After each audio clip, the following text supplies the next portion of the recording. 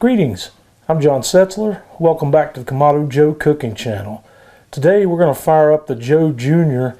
and do a smoked meatloaf. So let's get started. I have stirred up the charcoal in my Joe Jr. here. We're going to stuff one of our fire starters down to the bottom, right in the very middle. And I'm going to hit it with my torch to get that started. We're going to let this burn with the lid open for about 10 minutes or so. Okay, after our fire gets going, I've tossed on a couple of small chunks of Applewood.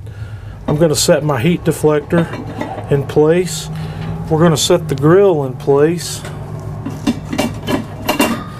And then I'm going to close the lid. We're going to cook at a temperature of about 300 degrees for this meatloaf. So I'm going to close my bottom vent maybe to about 1 inch.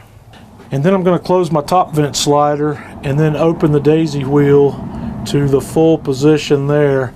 And we'll let the temperature come up.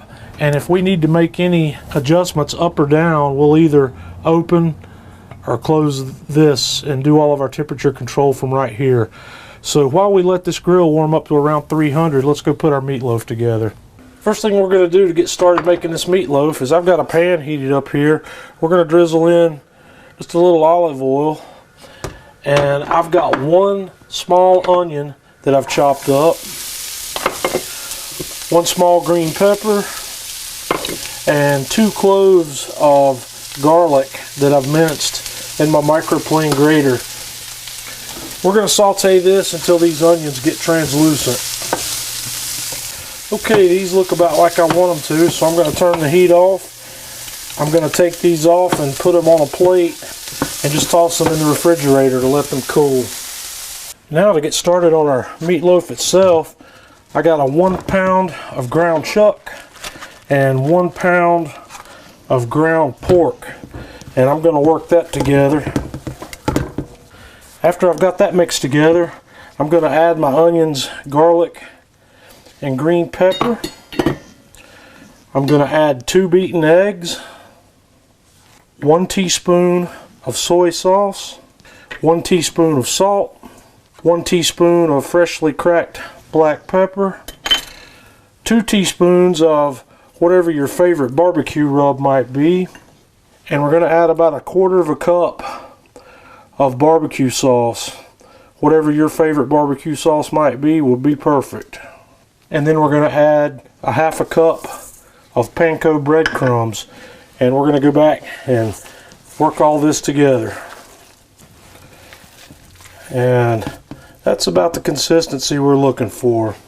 I have a small oval shaped stoneware dish here that's porcelain or enameled, and we're going to transfer our meatloaf mixture into this dish where we're going to shape it into a loaf. Now that I have my loaf formed, I'm going to shake a little bit more of my barbecue rub right on top of this, and we're going to take this out to the grill. Okay, my grill's up to about 275, so it's almost up where I need it to be. So I'm going to set my little dish right here in the middle.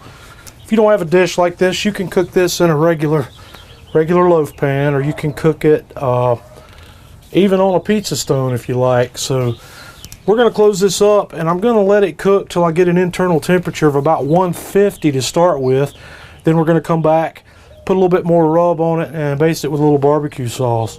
We've been going for about 1 hour and 15 minutes or so, and we're up to about 155 on the inside. So I'm going to open this up, and I'm going to shake a little bit more of our rub on this meat, and then we're going to baste that off with just a little bit more barbecue sauce. You can use whatever kind of sauce you like on this, and we're just going to drizzle that over the top and let this go for probably 10 or 15 more minutes. Okay, our meatloaf's off the grill, and it's still bubbling away there.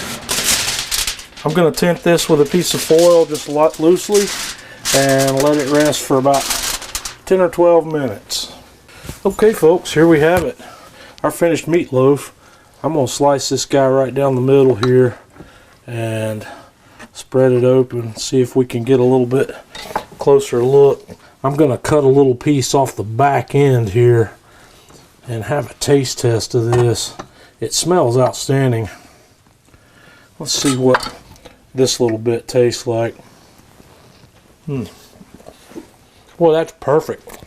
Absolutely outstanding. Join us on Facebook, facebook.com/Kamado Joe. Leave us a comment on this video. Let us know what you think. Until next time, this is John Setzler with the Kamado Joe Cooking Channel.